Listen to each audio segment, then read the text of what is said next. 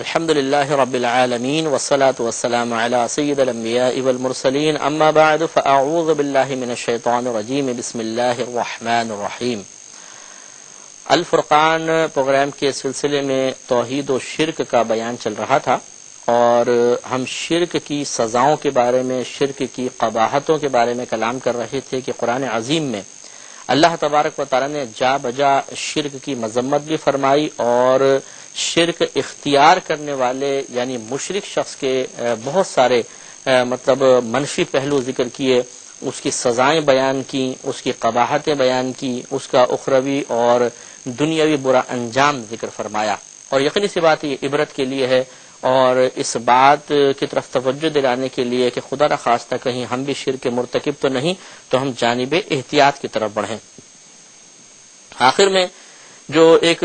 قباحت بیان ہو رہی تھی وہ یہ تھی کہ جو کفر و شرک کا ارتکاب کرتا ہے تو وہ اللہ تبارک و تعالی فرشتوں اور تمام لوگوں کی لعنت کا مستحق ہوتا ہے۔ اللہ کی طرف سے لعنت کا مستحق ہونے کا مطلب رحمت سے دور کر دیا جانا۔ اور جب ہم کہتے ہیں کہ فرشتوں کی لعنت یا انسانوں کی لعنت تو اس کا مطلب ہوتا ہے کسی کے لیے اللہ تبارک و تعالی کی رحمت سے دوری کے لیے دعا کرنا، یعنی کسی کے لیے بد دعا کرنا کہ اللہ تعالیٰ اس کو اپنی رحمت سے دور کر دے۔ تو کفار اور مشرکین پر اللہ کی بھی لعنت ہے، یعنی اللہ نے ان کو اپنی رحمت سے دور کر دیا ہے، اور فرشتوں اور انسانوں کی بھی لعنت ہے، یعنی تمام انسان جو موحد ہیں وہ اس طرح ان کی طرف سے لعنت ہوتی ہے کہ خود ہمیں بعض اوقات شعور نہیں ہوتا، لیکن اللہ تبارک و تعالیٰ نے ہماری طرف سے فرشتوں کی طرف سے ان پر لعنت کو مقرر کر دیا ہے۔ لہذا سورہ بقرہ آیت نمبر 161 162 آپ کی خدمت میں پیش کر رہے تھے کہ اللہ تعالیٰ نے ارشاد فرمایا ان الذین کفروا وماتوا وهم کفار، کہ بے شک وہ لوگ جو کافر ہوئے اور وہ حالت کفر میں ہی مر گئے، اولئک علیہم، یہ وہ لوگ ہیں کہ ان پر لعنت اللہ والملائکۃ والناس اجمعین، ان پر اللہ تبارک و تعالیٰ کی، تمام فرشتوں کی اور تمام انسانوں کی لعنت ہے۔ خالدین فیہا، وہ اس لعنت میں ہمیشہ رہیں گے۔ لا یخفف عنہم العذاب، ان سے عذاب میں کوئی تخفیف نہیں کی جائے گی۔ ولا ہم ینظرون، اور نہ وہ مہلت دیے جائیں گے،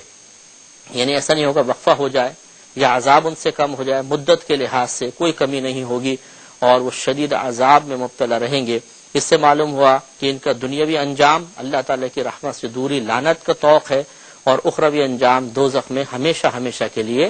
رہنا ہے۔ سورہ مائدہ آیت نمبر 72 میں شرک کی ایک قباحت یہ بیان کی گئی کہ جو اس کا ارتکاب کرے گا، اس میں مبتلا ہوگا، اس پر جنت حرام کر دی جائے گی، یعنی وہ کبھی جنت میں نہیں جا سکتا اور وہ ہمیشہ ہمیشہ جہنم میں رہے گا۔ اللہ تبارک و تعالی ارشاد فرماتا ہے لقد کفر الذین قالوا، ضرور بے شک کفر کیا ان لوگوں نے جنہوں نے کہا ان اللہ هو المسیح ابن مریم، کہ بے شک اللہ تعالی وہ مسیح بن مریم ہی ہے، یعنی عیسیٰ علیہ السلام ہی خدا ہیں، انہوں نے کفر کیا۔ وقال المسیح، حالانکہ عیسیٰ علیہ السلام نے فرمایا یا بنی اسرائیل اعبدوا اللہ ربی وربکم، کہ اے بنی اسرائیل تم اللہ تبارک و تعالی کی عبادت کرو جو میرا رب ہے اور تمہارا بھی رب ہے۔ انہ من یشرک باللہ، بے شک وہ شخص کہ جو اللہ تعالی کے ساتھ شریک ٹھہرائے، فقد حرم اللہ علیہ الجنت، تو بے شک اللہ تبارک و تعالی نے اس پر جنت کو حرام فرمایا ہے۔ ومأواہ النار، اور اس کا ٹھکانہ جہنم ہے۔ وما للظالمین من انصار، اور ظالموں کے لیے کوئی مددگار نہیں۔ تو اس سے معلوم ہوا کہ جو شرک کا مرتکب ہوگا، چاہے اہل کتاب میں سے ہی کیوں نہ ہو، جیسے کہ یہاں پر ذکر کیا گیا، تو اللہ تبارک و تعالی نے اس پر جنت کو حرام فرما دیا ہے اور اس کا ٹھکانہ جہنم ہے، وہ اس میں ہمیشہ ہمیشہ رہے گا۔ سورۃ البینہ آیت نمبر 6 میں اللہ تبارک و تعالی نے مشرکوں کے لیے جہنم میں داخلے کی وعید بیان فرمائی، جس سے معلوم ہوا کہ شرک کی ایک قباحت یہ ہے کہ اس کا مرتکب جہنم میں داخل کیا جائے گا۔ پچھلے آیت سے بھی ثابت ہے، ایک مستقل اس کو ہیڈنگ دی جا سکتی ہے، ان الذین کفروا من اہل الکتاب والمشرکین، بے شک وہ لوگ جنہوں نے کفر اختیار کیا اہل کتاب میں سے اور مشرکین فی نار جہنما وہ دوزخ کی آگ میں ہیں، خالدین فیہا وہ اس میں ہمیشہ رہنے والے ہیں، اولئک ہم شر البریہ یہ مخلوق میں سے سب سے بدتر ہیں۔ تو معلوم ہوا کہ جو شرک کا ارتکاب کرے گا چاہے وہ اہل کتاب میں سے ہی کیوں نہ ہو اور دیگر کفار جو زمانہ نبوی صلی اللہ علیہ وسلم میں تھے، یہ مخلوق میں سے بدترین قرار دیے گئے، اور صریح آیت میں اللہ تبارک و تعالی نے بیان فرما دیا کہ یہ جہنم میں جائیں گے اور اس میں ہمیشہ ہمیشہ رہیں گے۔ آخر میں بس یہ بات یاد رکھیے کہ شرک کی ان قباحتوں کو سننے کے بعد ہمارا ذہن اور ہمارا قلب یقیناً اس بات کو تسلیم کرے گا کہ شرک سے بچنا چاہیے۔ جو گناہ ہمارے اعمال کو برباد کر دے، ہماری نیکیوں کو ختم کر دے، ہمیں لعنت کا مستحق بنا دے، جو ہم پر مغفرت اور بخشش کے دروازے بند کر دے، اگر ہم اسی حالت میں خدا نخواستہ مر جائیں تو دعائے مغفرت کوئی ہمارے لیے نہیں کر سکتا، جہنم ہم پر واجب ہو جائے، جنت کو حرام کر دیا جائے، میدان محشر میں ذلت و رسوائی مقدر بن جائے، جب اللہ کی طرف سے تمام سزائیں، تمام حکم بیان کیے گئے تو دل ڈر جاتا ہے، اور آدمی سنجیدگی سے غور و تفکر کرتا ہے کہ ایسا تو نہیں کہ میں اپنے عقائد کے سلسلے میں جو مجھے اپنے والدین، آباء و اجداد کی طرف سے ملے ہیں ان میں سے کسی شرک کا مرتکب تو نہیں ہو رہا، کیونکہ اچھی طرح یاد رکھیے کہ یہ غور و تفکر ہمارے قلب میں ایک روشنی پیدا کرے گا، ہمیں ہدایت کی طرف بلائے گا، گمراہی سے دور کرے گا۔ یہ چیز غلط ہے کہ انسان یہ کہے کہ جی چونکہ میں نے اپنے بڑوں کو اس پر پایا اس لیے میں کروں گا،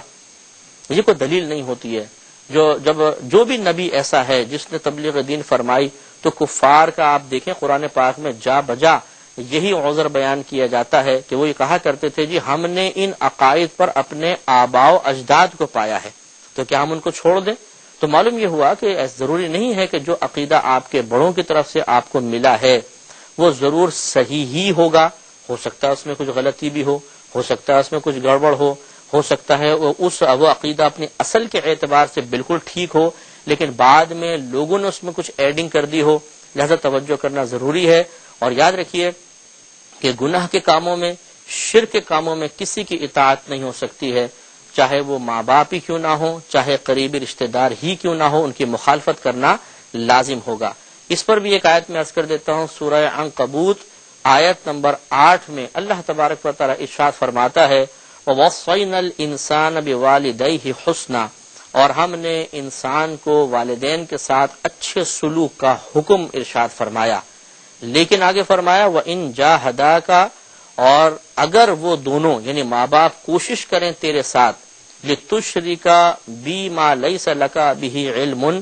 کہ تو میرے ساتھ اسے شریک ٹھہرائے جس کا تجھے علم نہیں ہے کہ واقعی میرے ساتھ شریک ہو سکتا ہے کہ نہیں، فَلَا تُطِعْهُمَا،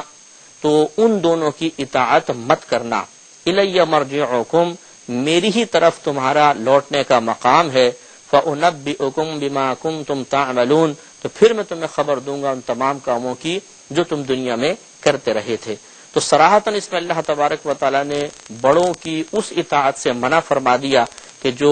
غلطی پر مبنی ہو، غلطی پر مشتمل ہو یا غلط کاموں میں اطاعت ہو، اللہ تعالی نے منع فرمایا کہ اس میں ان کی اطاعت نہیں کی جائے گی۔ لہذا ہر وہ غلط عقیدہ جو ہمیں کبھی ہو سکتا ہے اوپر سے گھروں کے اندر ہوتے ہیں عقائد مختلف قسم کے، اگر وہ بڑوں سے ملا ہے تو اسی وقت اس عقیدے کو اپنائیں گے کہ جب وہ قرآن و حدیث کے موافق محسوس ہوگا، اکابرین اسلام کی تعلیمات کے مطابق محسوس ہوگا تو ہم اس کو صحیح تسلیم کرتے ہوئے لے لیں گے، اور اگر ان کے خلاف ہوگا